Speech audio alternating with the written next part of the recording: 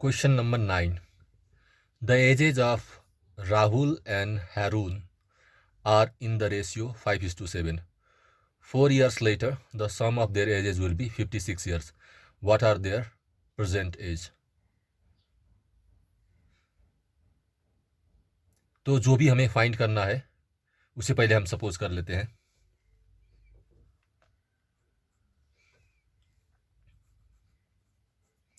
Let the age of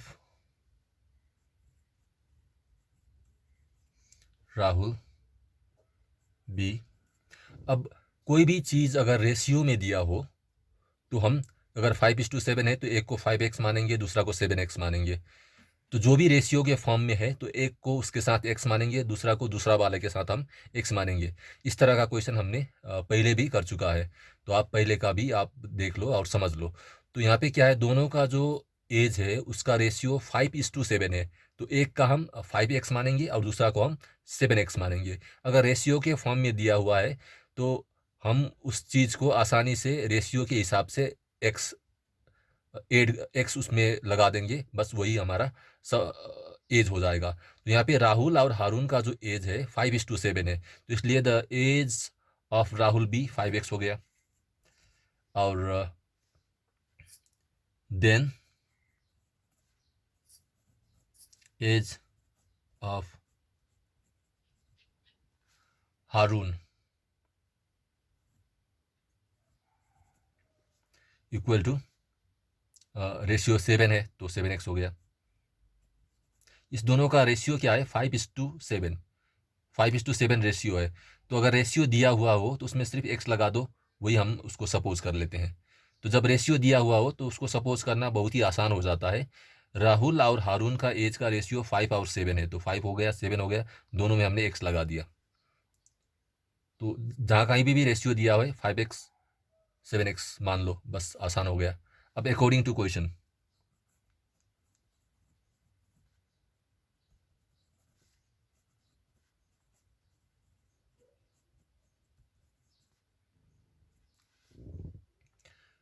question क्या कह रहा है, 4 years later the sum of their ages will be 56. 4 साल बाद इस दोनों का एज को अगर आप जोड़ोगे तो 56 हो जाएगा.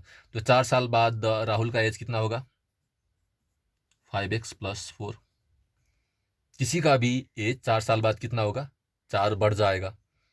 अगर आपका एज अभी 12 साल है, 12 ईयर्स है, तो 4 साल बाद कितना हो जाएगा, 16 साल हो जाएगा. कैसे हो गया 16 साल, 4 साल बाद आप 4 साल से बढ़ जाओगे ना. तो आज आपका जो भी एज है उसमें अगर आप 4 जोड़ दोगे तो 4 साल बाद आपका एज हो जाएगा. मतलब अगर आज का एज आपका 12 साल है तो 4 साल बाद 12 + 4 16 साल हो जाएगा, क्योंकि 4 साल बाद आप 4 साल बढ़ जाओगे. तो राहुल का एज हो गया 5x + 4. इसी तरह से प्लस हारून का एज हो गया 7x + 4. 7x + 4 हारून का एज हो गया 4 साल बाद. 5x + 4 राहुल का एज हो गया 4 साल बाद. और इन दोनों को अगर आप जोड़ोगे तो 56 हो जाएगा. ये क्वेश्चन में दिया बताया गया है. अब आप x का वैल्यू निकाल लो. 5x + 7x 12x हो गया. 4 + 4 8 हो गया, = 56 हो गया. अब 8 का साइड चेंज कर लेते हैं हम लोग. 12x = 56. जब 8 साइड चेंज करेगा तो प्लस का माइनस हो जाएगा, क्योंकि +8 है, साइड चेंज होगा, -8 हो गया.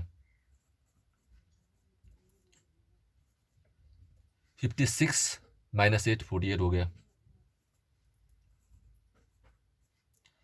अब 12 का साइड चेंज करेंगे. 12 और 1 सटा हुआ है, मतलब मल्टीप्लाई है.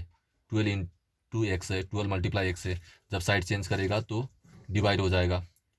48 / 12.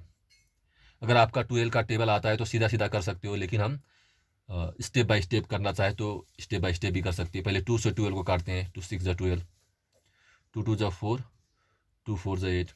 फिर से 2 से काटते हैं. 2 × 3 = 6, 2 × 1 = 2, 2 × 2 = 4, 3 × 1 = 3, 3 × 4 = 12. आप चाहो तो सीधा सीधा 12 × 4 = 48. या तो आप रॉक में कर लो, जिस तरह से आप चाहो उस तरह से कर सकते हो। x इज इक्वल टू 4/1, नीचे 1 लिखने की ज़रूरत नहीं है, नीचे नहीं भी लिखो तो भी 1 है, ये हम सबको पता है, अंडरस्टूड होता है, तो नीचे हम 1 नहीं लिखते हैं। x इज इक्वल टू 4/1 को हम x इज इक्वल टू सिर्फ 4 लिखेंगे। अब एज ऑफ राहुल क्या है? एज ऑफ राहुल 5x है, तो 5x हो गया, इक्वल टू 5x का मतलब होता है 5 इंटू एक्स का वैल्यू हमें पता है 4 इज इक्वल टू 20। आप चाहो तो ईयर्स लिखो, 20 क्या है? ईयर्स है, एज ईयर्स में होता है। एज ऑफ हैरून 7x, यहाँ पे हमने सपोज किया हुआ है। 7x का मतलब होता है 7 मल्टीप्लाई एक्स, 7 मल्टीप्लाई एक्स का वैल्यू हमने अभी भी निकाला है, इज इक्वल टू 28। क्योंकि ये एज है हम यहाँ पे ईयर्स लिख लेंगे। अब क्योंकि ये वर्ड प्रॉब्लम है, हम आंसर सेंटेंस में लिखेंगे।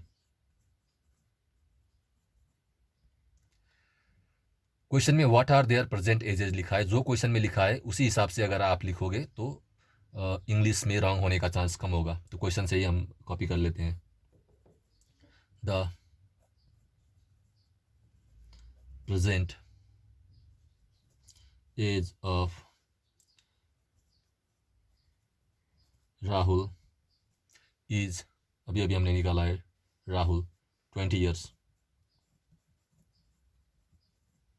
20 ईयर्स एंड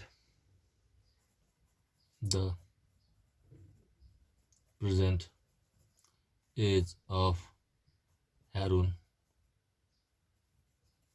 इज, अभी अभी हैरून का एज निकाला हमने 28 ईयर्स। हो गया आपका आंसर।